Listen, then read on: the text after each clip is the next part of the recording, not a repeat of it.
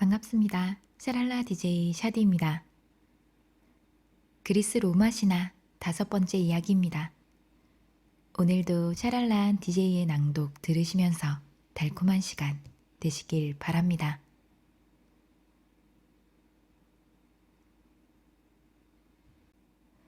당나귀 귀가 된 미다스 왕.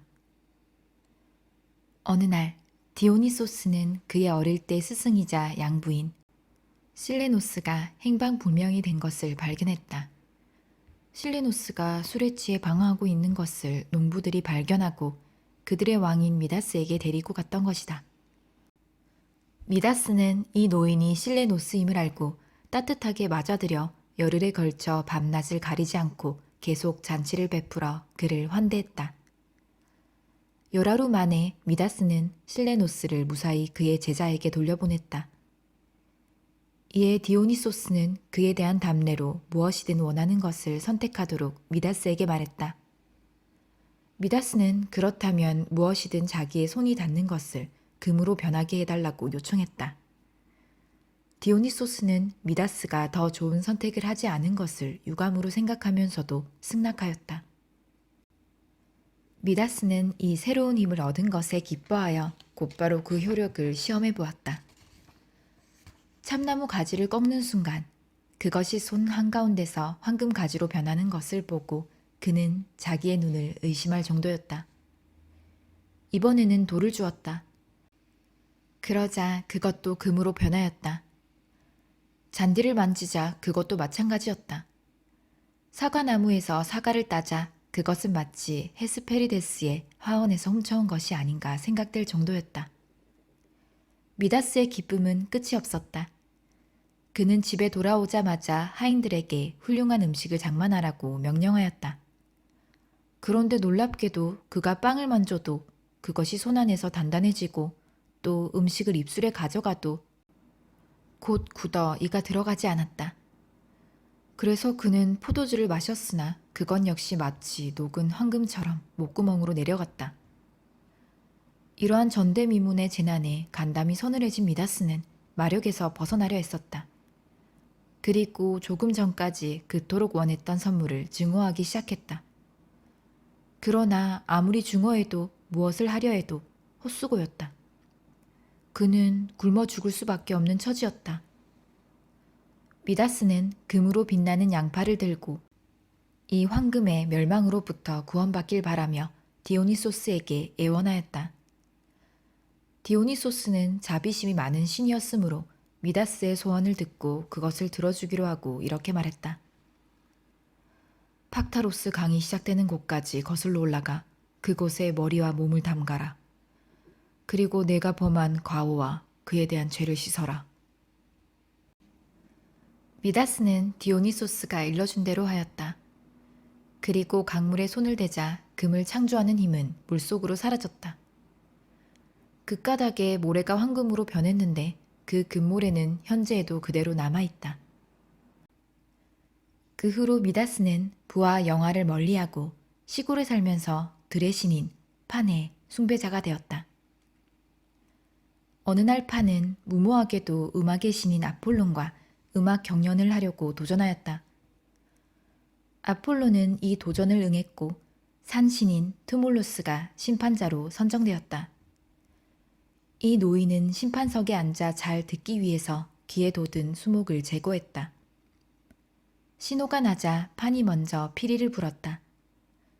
그러자 그 꾸밈 없는 멜로디는 그 자신은 물론이고 마침 그곳에 앉아있던 그의 충실한 신자 미다스를 크게 만족시켰다.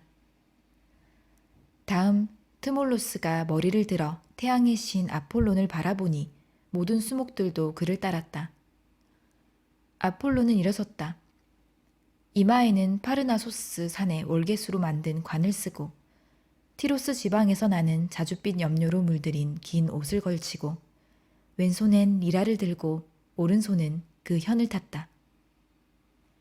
아폴론의 리라 소리에 정신을 빼앗긴 트몰로스는 즉석에서 음악의 신에게 승리를 선언하였고 미다스를 제외하고는 모두 이 판정에 만족했다.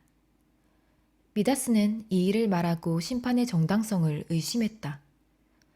아폴로는 이런 무식한 귀를 더 이상 인간의 귀의 형태로 해두어서는 안 되겠다고 생각하고 그 귀를 크게 늘리고 안팎으로 털이 나게 하고 귓볼이 움직이게 하여 당나귀의 귀와 똑같이 만들었다.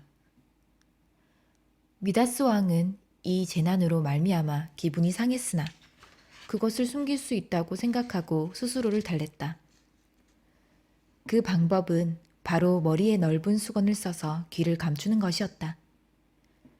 그러나 그의 이발사만은 이 비밀을 알고 있었다. 그는 이 사실을 입 밖에 내서는 안 된다는 명령을 받았고 복종하지 않으면 엄벌에 처한다는 협박을 받았다. 그러나 이발사는 이 비밀을 말하고 싶어 견딜 수가 없었다. 그래서 그는 초원으로 나가 땅에 구멍을 파고 그 위에 몸을 구부려 비밀을 속삭이고 다시 흙으로 덮었다. 그 후 얼마 가지 않아 초원의 일부에 갈대가 무성하게 자라나 비밀을 속삭이기 시작하더니 어느 날까지도 미풍이 그 위를 스치고 지나갈 때마다 그 이를 속삭이고 있다. 미다스는 프리기아의 왕이었다. 그의 아버지는 고르디우스라는 가난한 농부였는데 사람들의 추대로 왕이 되었다. 사람들은 신탁의 명령에 따라 그를 선출했는데 신탁에는 미래의 왕이 진마차를 타고 올 것이라고 예견되어 있었다. 그리고 모두가 이 신탁의 의미를 심중에 두고 있을 때 고르디우스가 아내와 아들을 데리고 마을의 광장으로 진마차를 타고 왔다.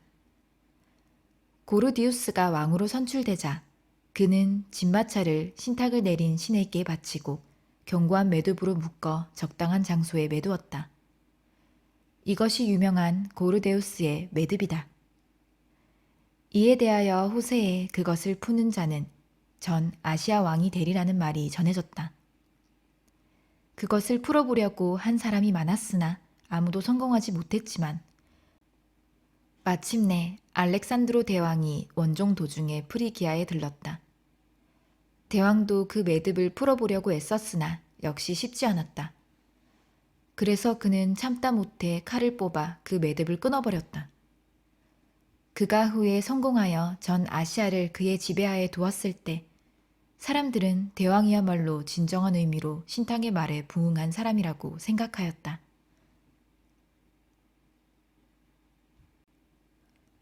선량한 노부부의 소원. 프리기아의 어느 언덕 위의 낮은 울타리로 둘러싸인 곳에 보리수와 참나무가 한 그루씩 서 있다. 그곳에서 그리 멀지 않은 곳에 늪이 하나 있었다.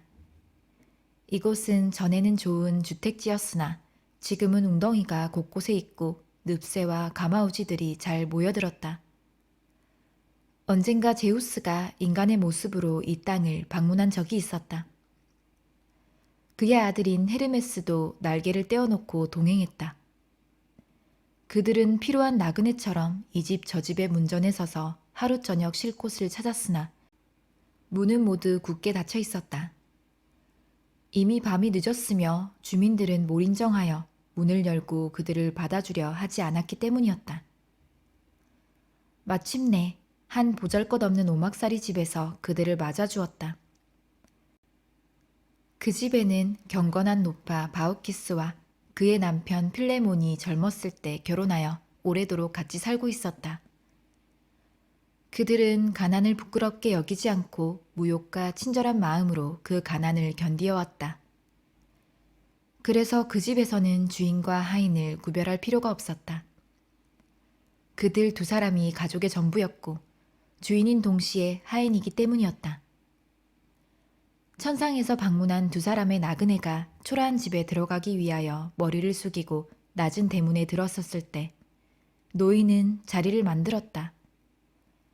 노파는 무엇을 찾는 듯이 서성거리더니 자리 위에 헝겊을 갖다 펴고 나그네에게 앉기를 권하였다.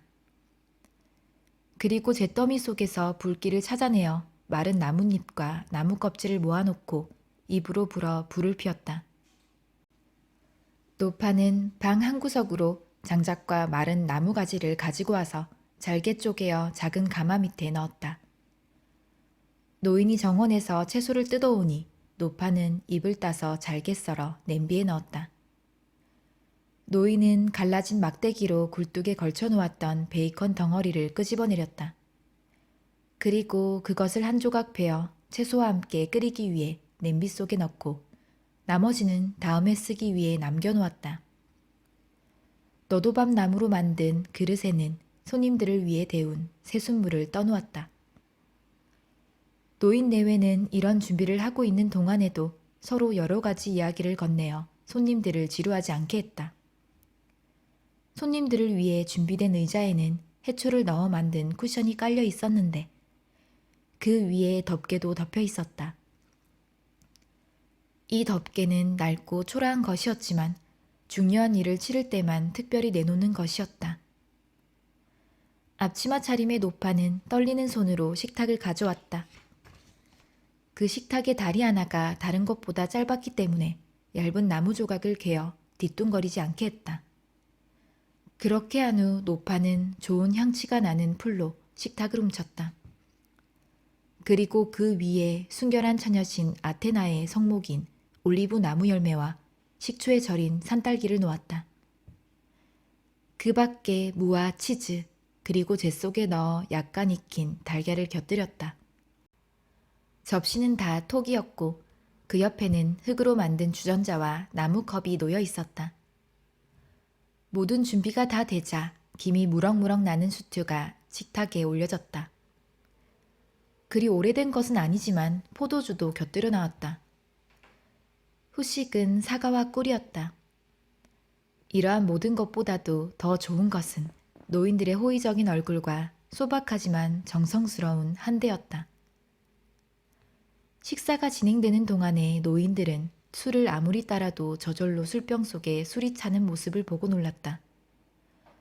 두려움에 어찌할 바를 모르다가 바우키스와 필레몬은 이 손님들이 천상에서 온 신임을 알아차렸다. 그들은 무릎을 꿇고 두 손을 모아 대접이 소홀하였음을 용서해 주길 바라며 빌었다. 이 집에는 한 마리의 거위가 있었는데 늙은 부부는 그것을 집을 지키는 신처럼 기르고 있었다. 그럼에도 불구하고 늙은 부부는 거위를 잡아 손님에게 대접하려 하였다. 그러나 노인들은 거위를 잡지 못하였고 마침내 거위는 신들 사이로 가서 몸을 피했다. 신들은 거위를 죽이지 말라고 하면서 다음과 같이 말했다. 우리들은 하늘의 신이다. 이런 야박한 마을은 그 불경스러움 때문에 벌을 받아야 마땅하다. 그러나 너희들만은 그 징벌을 면하게 하리라. 이 집을 떠나 우리와 더불어 저 산꼭대기로 가자. 늙은 부부는 이 신들의 말에 따라 지팡이를 들고 험한 언덕길을 올라갔다. 그리고 산 꼭대기에 근처에 다다랐을 때 눈을 돌려 밑을 내려다보니 그들의 집만 빼고는 마을이 홍수 속에 잠겨 있었다. 그들이 그 광경을 보고 놀라면서 이웃 사람들의 운명을 탄식하고 있을 때 불현듯이 그들의 오두막이 신전으로 변했음을 발견했다. 네모진 기둥 대신에 둥근 기둥이 서고 지붕을 이은 짚은 금빛으로 번쩍이면서 황금 지붕으로 변해 있었다. 마루는 대리석으로 문은 조각과 황금 장식으로 아름답게 꾸며져 있었다. 이윽고 제우스는 인자한 어조로 다음과 같이 말했다. 훌륭한 노인이여, 그리고 그 남편 못지않은 노파여, 당신들의 소원을 말하시오. 당신들에게 어떤 은총을 베풀었으면 좋겠소. 필레몬은 바우키스와 잠시 상의한 뒤에 신들에게 두 사람의 소원을 말하였다.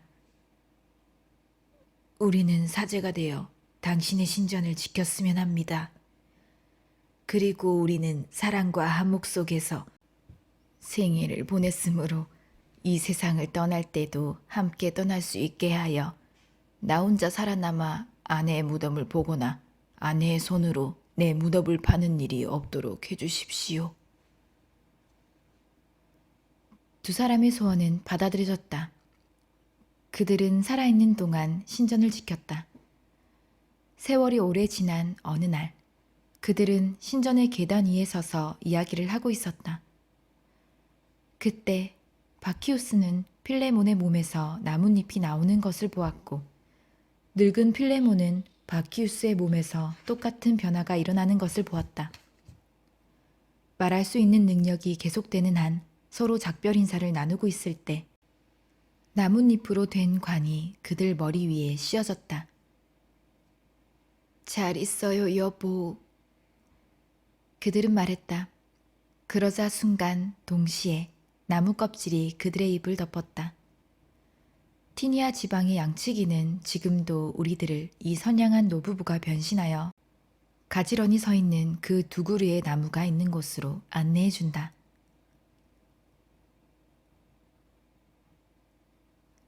죽음의 세계로 끌려간 페르세포네. 제우스와 그의 형제들이 티탄 신족을 추방하여 그들을 명부로 추방해버리자 새로운 적이 신들에게 반항하며 일어났다. 그들은 티폰, 블리아레오스, 엔켈라도스 등의 거인족이었다. 그들 가운데 어떤 자는 100개의 팔을 가지고 있었고 어떤 자는 불을 내뿜었다. 그러나 그들 또한 정복되어 에트나 산 밑에 생매장되었는데 그들은 아직도 때때로 그곳에서 도망치려고 몸부림을 쳐서 섬 전체에 지진을 일으키곤 한다.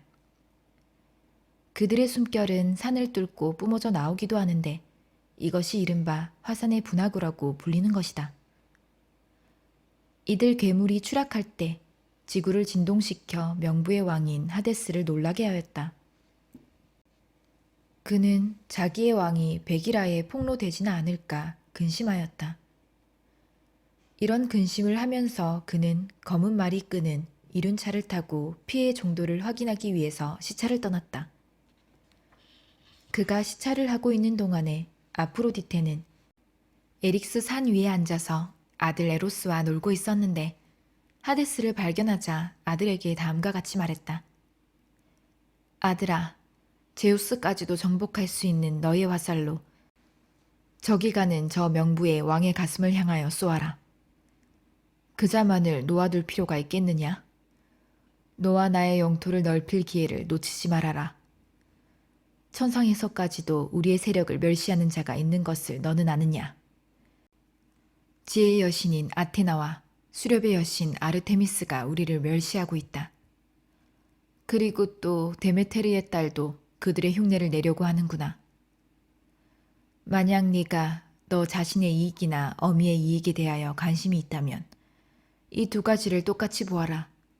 너의 이익이 나의 이익이요. 나의 이익이 곧 너의 이익이니까. 에로스는 화살통을 풀어 가장 예리하고 잘 맞힐 수 있는 화살을 골랐다. 그리고 무릎에 대고 활을 구부려 활시위를 당겼다. 잘 겨눈 뒤에 비닐 돋친 화살을 하데스의 가슴에 정통으로 쏘았다.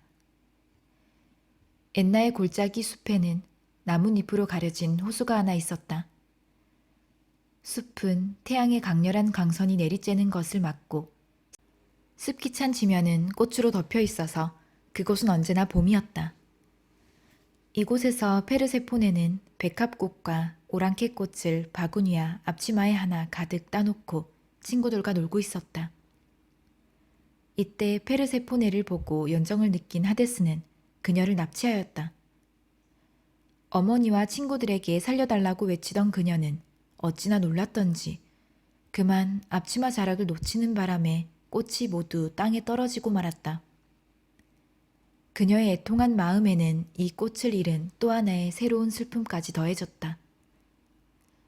약탈자 하데스는 마차를 끄는 말의 이름을 하나하나 부르는 동시에 고삐를 마구 당겨대며 말을 몰았다. 키안의 강에 도착하여 강이 앞길을 막자 하데스는 삼지창으로 강가를 쳤다. 순간 대지가 갈라지며 명부에 이르는 통로가 열렸다. 데메테르는 빼앗긴 딸을 찾아 온 세상을 헤맸다. 금발의 에오스가 아침 일찍 일어났을 때도 헤스페로스가 저녁에 별들을 대동하고 나타났을 때도 데메테르는 딸을 찾기에 여념이 없었다. 그러나 모든 것이 헛수고였다. 마침내 피곤하고 슬퍼서 데메테르는 돌 위에 주저앉았다. 그리고 햇빛과 달빛, 비를 맞아가면서 꼬박 아랫동안 앉아 있었다. 그곳은 지금 엘레우시스라는 마을이 있는 곳으로 그 당시는 켈레오스라는 노인의 집이 있던 곳이었다. 노인은 그때 들에 나가 도토리와 딸기를 줍고 땔감을 준비하고 있었다. 그의 어린 딸은 2마리의 염소를 몰고 집으로 돌아오는 길이었다. 소녀는 늙은 부인으로 변신한 여인의 곁을 지나며 말을 걸었다. 어머니, 왜 바위 위에 홀로 앉아 계십니까? 이 어머니라는 말이 데메테르에게는 얼마나 감미로운 말이었던가. 돌아오던 노인도 무거운 짐을 지고 있음에도 불구하고 발을 멈추고 누추하나마 하룻밤 쉬어가라고 청했다. 데메테르는 응하지 않았다. 그러나 노인이 여러 번 권하자 대답했다. 제발 내버려 두세요. 그리고 따님을 가지신 것을 행복하게 생각하십시오. 나는 내 딸을 잃었습니다. 이와 같이 말하고 있는 동안에도 눈물과 같은 것이 양볼에 흘러내려 가슴을 적셨다. 인정 많은 노인과 그 딸은 노파와 함께 목 놓아 울었다. 노인이 말했다. 우리와 함께 가십시다. 누추한 집이지만 탓하지는 마십시오. 집에 가면 따님이 무사히 당신 곁으로 돌아올지도 모릅니다. 그럼 안내해 주십시오. 그렇게까지 말씀하시는데 더 이상 사양할 방법이 없군요. 데메테르는 돌에서 일어나 그들을 따라갔다.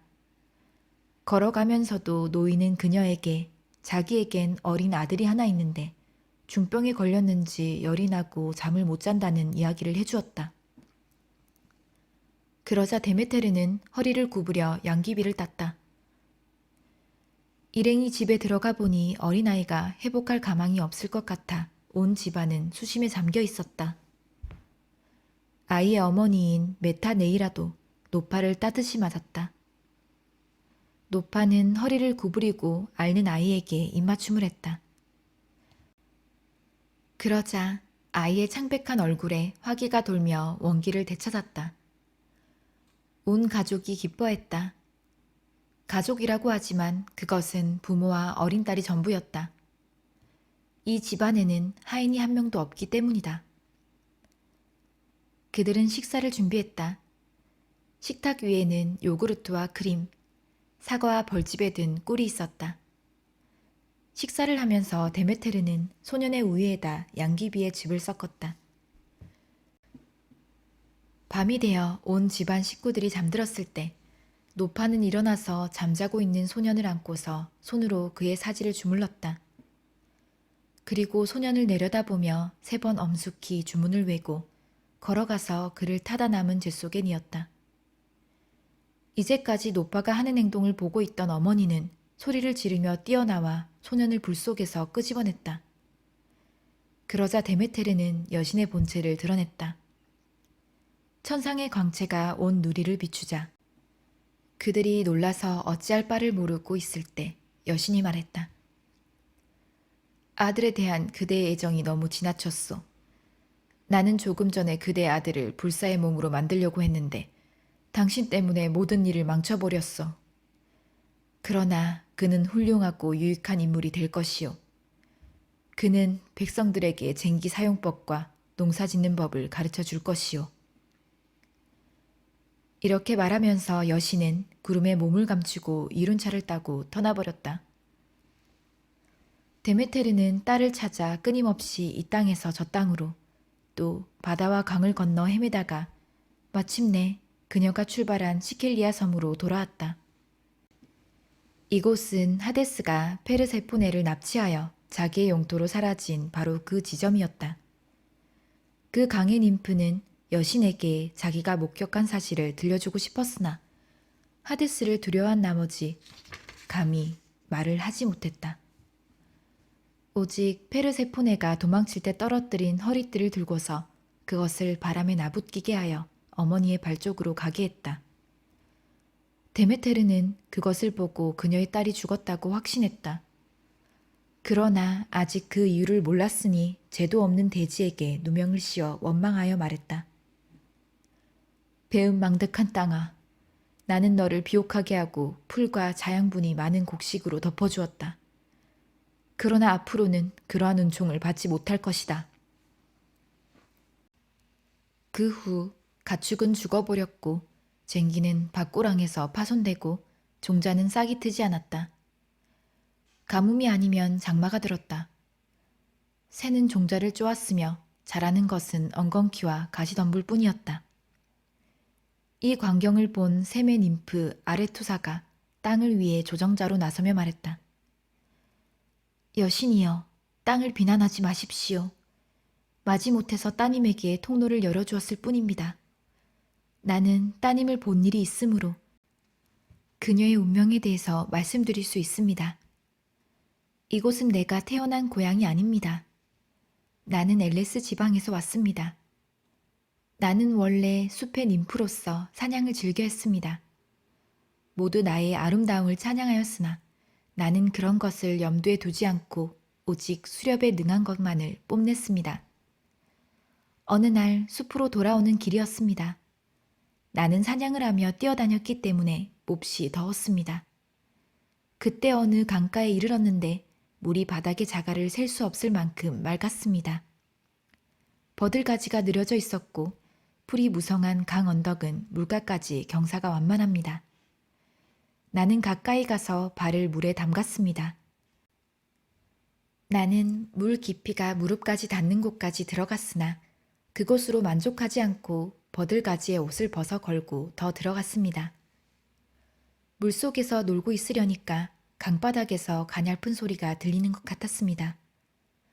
나는 깜짝 놀라 가장 가까운 강 언덕으로 도망치려고 했습니다. 그러자 그 소리가 말했습니다. 아레투사야, 왜 달아나느냐? 나는 이 강의 신 알페이오스다. 내가 달아나자 그가 내 뒤를 쫓아왔습니다. 그는 나보다 빠르지는 않았지만 훨씬 강한 체력을 지니고 있어 내가 지쳐 힘에 빠졌을 때 나를 따라잡았습니다. 나는 몹시 지쳐서 아르테미스에게 구원을 요청했습니다. 여신님, 나를 살려주십시오. 당신의 열렬한 숭배자인 나를 살려주십시오. 여신은 이 소리를 듣고 나를 구름으로 쌌습니다. 강의 신은 이곳저곳 휘둘러 보았습니다. 그리고 2번이나 내 곁까지 왔었지만 나를 발견하지는 못했습니다. 아레투사, 아레투사? 하고 그는 부르짖었습니다. 아, 나는 얼마나 공포에 떨었는지요. 우리 밖에서 으르렁거리는 늑대의 소리를 들은 어린 양과도 같이 식은땀이 몸에 배고 머리카락은 흐르는 물이 되어버렸습니다. 내가 서 있는 곳에는 물이 개기 시작했습니다. 요컨대 순식간에 나는 하나의 샘이 된 것입니다. 이렇게 변했어도 알페이오스는 나를 알아보고서 자기의 물을 나의 물과 섞으려고 하였습니다. 그러자 아르테미스가 지면을 갈랐습니다. 그리고 나는 지구의 내부를 돌아서 이 시켈리아 섬에 오게 된 것입니다. 지구의 밑바닥을 통과할 때 나는 따님 페르세포네를 보았습니다. 따님은 슬픈 안색이었으나 놀란 기색은 보이지 않았습니다. 따님은 여왕이 된 것 같이 보였습니다. 에레보스의 여왕, 사자의 나라를 지배하는 여왕이 된 것 같았습니다. 이 말을 들은 데메테르는 한동안 어리빠진 사람처럼 멍하니 서 있더니 이른 차를 하늘로 돌리고 제우스의 옥자 앞에 나아가려 길을 재촉하였다. 데메테르는 제우스에게 자기의 불행한 처지를 말하고 딸을 도로 찾아오는데 협력해 주길 애원하였다. 제우스는 페르세포네가 명부에 머무르는 동안에 식사를 한 번도 한 일이 없다면 그렇게 하겠노라며 허락했다. 그렇지 않을 경우에는 운명의 여신들이 그녀의 구출을 금한다는 것이었다. 사자로 뽑힌 헤르메스가 봄의 여신을 대동하고 하데스를 찾아가 페르세포네를 돌려줄 것을 요구했다. 교활한 명부의 국왕은 승낙했으나 안타깝게도 페르세포네는 이미 하데스가 준 석류를 받아 그 씨에 붙은 맛있는 과육을 먹은 후였다. 이로써 완전한 구출은 불가능하게 되었다. 결국 타협책으로 1년의 반은 어머니와 지내고 나머지 반은 남편과 지내기로 합의했다. 데메테르는 이 타협에 응하였고 땅에 이전과 같은 은총을 베풀었다. 일이 마무리된 후 데메테르는 켈로우스와 그 가족 그리고 어린 아들 트립톨레모스에게 한 약속을 상기하였다. 데메테르는 소년이 성장했을 때 쟁기의 사용법과 씨 뿌리는 법을 가르쳐 주었다. 그녀는 또 날개 돋친 용이 끄는 자기의 이륜차에 그를 태워서 지상의 모든 나라를 돌아다니며 인류에게 유용한 곡식과 농업의 지식을 전수하였다. 여행에서 돌아오자 트립톨레모스는 데메테르를 위해서 엘레우시스 지방에 훌륭한 신전을 세우고 엘레우시스의 신비한 의식이라는 이름의 데메테르 숭배 의식을 창시하였다. 이 의식은 그리스인의 다른 모든 종교적 의식을 능가할 만큼 훌륭하고 장엄한 신전에서 거행되었다. 데메테르와 페르세포네의 이야기가 우화인 것은 의심의 여지가 없다. 페르세포네란 곡물의 종자를 뜻한다. 종자는 땅 속에 묻으면 그곳에 그 모습을 감추고 있다가 거기서 다시 모습을 나타낸다. 즉, 페르세포네는 그 어머니에게 돌아가는 것이 된다. 봄의 여신이 그녀를 일광으로 인도하기 때문이다. 한편 알페이오스 강은 실제로 흐르는 도중에 지하로 들어가 보이지 않게 된다. 그것은 지하의 수로를 통과하기 때문인데 이를 통과하면 강은 다시 지상으로 나타난다. 시켈리아 섬에 있는 아레투사라는 샘은 해저를 통과한 후에 다시 시켈리아에 나타난 알페이오스 강이라고 전해지고 있다.